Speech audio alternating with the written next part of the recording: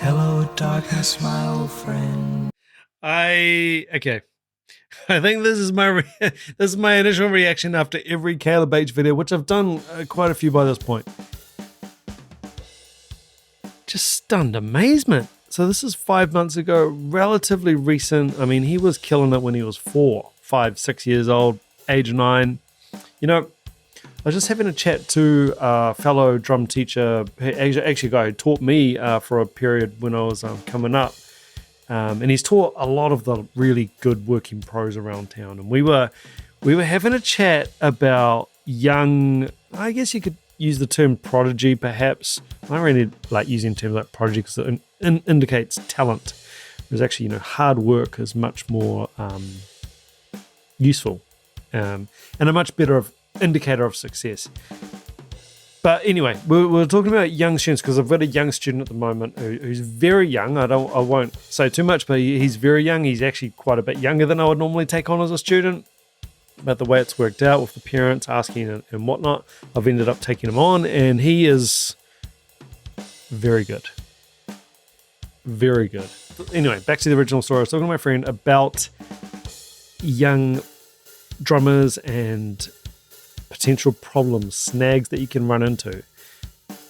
So if you do get a child who, well, what might appear to be talented, things might look easier for that child, that's a problem, because they're the ones who are more likely to give up. They're the ones who are likely to get bored. Now, there's a really interesting chat with a high-performance sports person in Australia. I'd love to link to that actually. And he talks about how this is it's a real problem area. When you get someone who's young, everything's easy for them. They don't actually have to work that hard to be good. And those are the ones who are not going to make it. Because at some point, I guess, for lack of a better term, normal students or normal kids who do work, well, they'll just completely overtake them, and quite quickly and quite easily. Although it won't look like it at first, it'll look like this person's just impossible to overtake. They will get absolutely steamrolled, and they'll probably give up anyway. And back here, thinking of that sort of danger period for younger players who are so good, because Caleb is so good. He is really, really good. Now, I don't mean that in terms of he's good for a 9-year-old kid. No, he's good. He's just a good drummer. He sounds amazing. So, someone like me, a drum teacher, I've been doing this, for 20 years or whatever. I look at someone like Caleb, especially when he was younger, and I think, I hope this works out for him. If it doesn't, hey, that's cool, but it would be a shame. It would be such a shame. I hope he continues. What I am so happy with here with Caleb is that he's actually just getting better and better.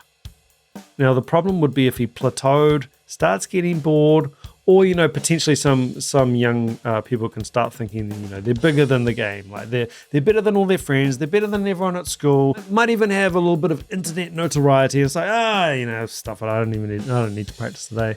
I don't need to practice next week. And then you start to slip.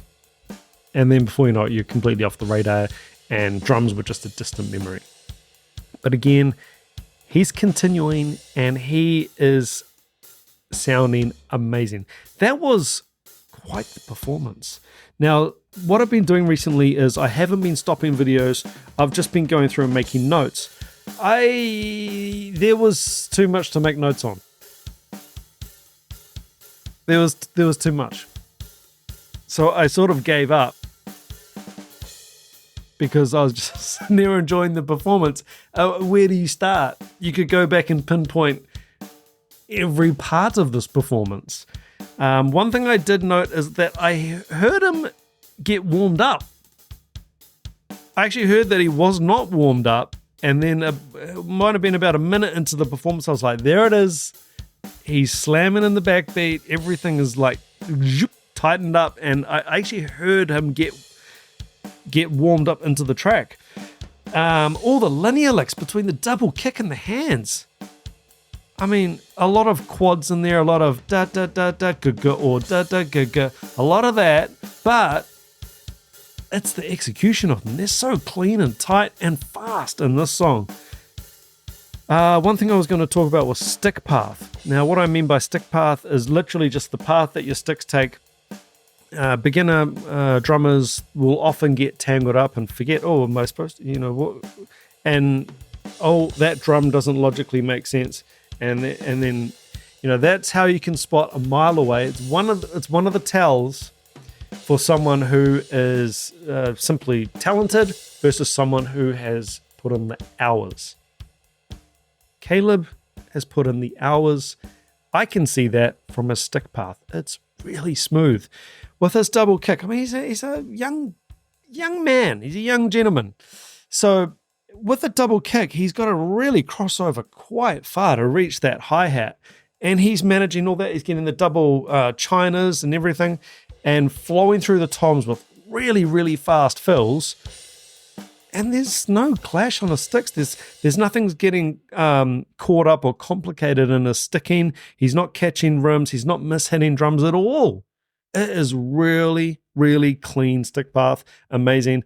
I've also noted dynamics. Again, I don't even know which part. There were quite a few build-ups in there. That, you take your pick. There are internal dynamics as well. But there were also parts where the whole song would just come down and he would do this beautiful, he was doing like a doubles on the snare, like a build up back into the beat.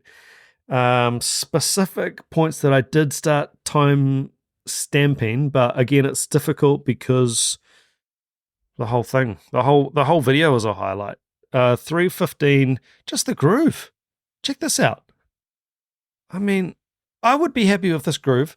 This guy's 9.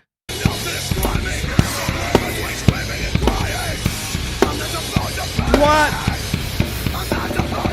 And then transitioning back through different subdivisions.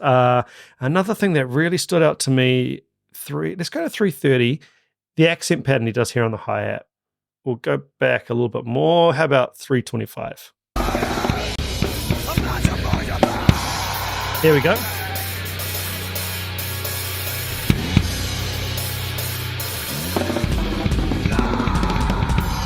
These accents, fantastic. And then catching all those splashes. So if you're not sure about accents, it's slightly louder notes in music. An accent is a slightly accented, emphasized note in music. And to be doing that as a drummer, you've got to alter somewhat your technique and certainly your stick height. Accents are a very, very tricky thing for students to develop. And I normally end up, after a certain period of teaching a student from scratch, we actually have to do like a whole module on accents because it doesn't come naturally and we tend to just hit everything the same volume, which that's okay because when you're starting out, you want to narrow your focus and just work on one thing at a time. I can't get you to, play a complex beat or play some pattern like this at first, and then also not only get you to try and read it and play it and remember it, but also try and hit some of them loud and stuff. It's something they sort of add on later, and it just shows a real maturity of his drumming. I mean, he's always had great dynamics, but being able to use internal dynamics like accent patterns on the hi-hat like that really just shows he's a class act. I'm going to 3:55. Now that's interesting. I can see here in the video it says it's the most replayed bit. So what have I got here? I think I've written down chorus and what comes after it. I can't actually remember what I was talking about here. Oh.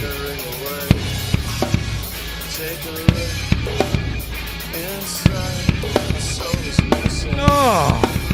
Okay, I didn't say chorus. I was saying choke. I can't even read my own writing. Should have been a doctor.